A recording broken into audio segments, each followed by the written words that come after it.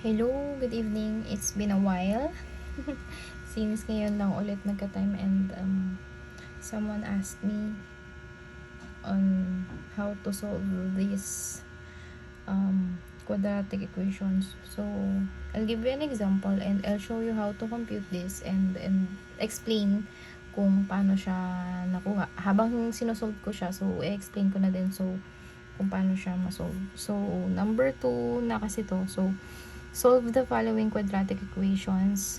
So, yung equation natin is a squared minus a minus 6 equals negative 6 minus 7a.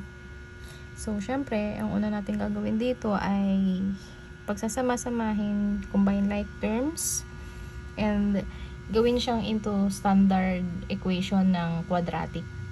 Diba ang standard equation ng quadratic ay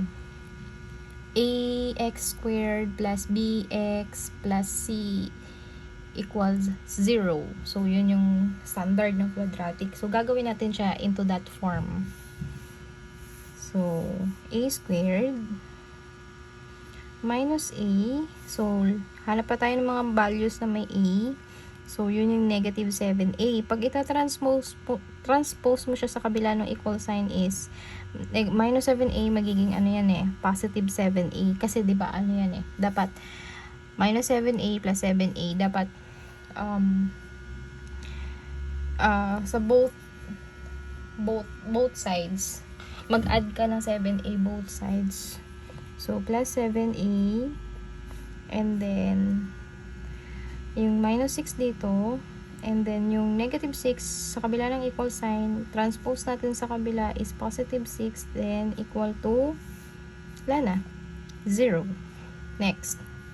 So, after natin siyang i-transpose, a squared, combine mo na yung like terms, negative plus 7a is positive 6a. Pag pinag-combine mo to, then negative 6 plus 6 is 0 equals 0. So, ito na yung standard equation niya.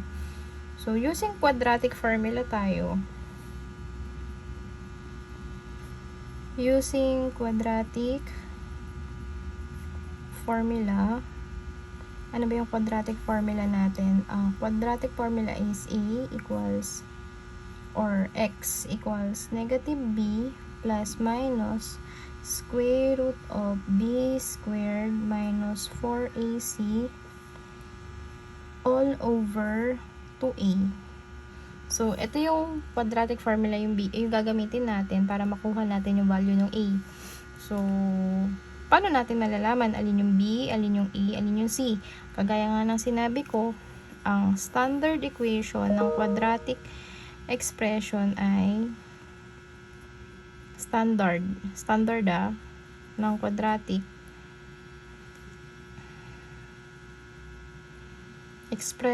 equation ay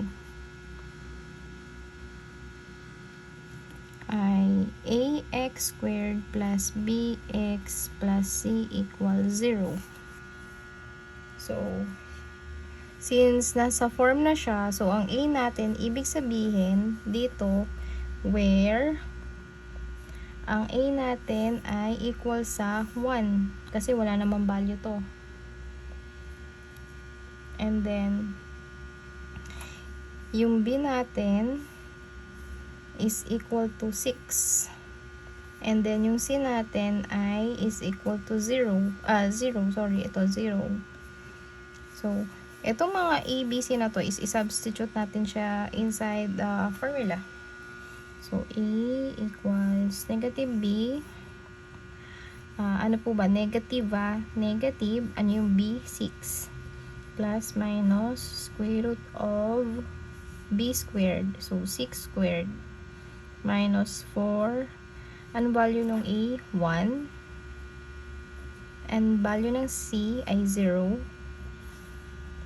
All over 2. Then, ang value ng a ulit ay 1. And then, solve lang natin siya. Negative 6 plus minus square root of 6 squared is 6 times 6. So, 6 times 6 is 36 minus 4 times 1 is 4. Times 0 is 0.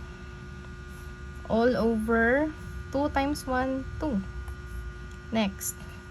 So, negative 6 plus minus square root of 36 minus 0 is 36. All over 2. Next, negative 6 plus minus the square root of 36 is 6 all over 2. So, kung mapapansin nyo, ang symbol natin dito is plus minus. So, ibig sabihin, it's either positive or negative. So, magkakaroon tayo ng 2 cases dito. Case 1. Let's assume na ito ay positive positive sign. So, negative 6 plus 6 all over 2 is negative 6 plus 6 is 0 over 2. Then 0 over 2 is 0. So, that is the value of A sa case 1. How about sa case 2? So, let's assume na yung plus minus is negative. So, negative 6 minus 6 over 2 equals negative 6 minus 6 is negative 12 over 2. Then, negative 12 over 2 is negative 6. So, in case 2, ang value ng A is negative 6. So, ito yung 2 values natin for this equation. Okay?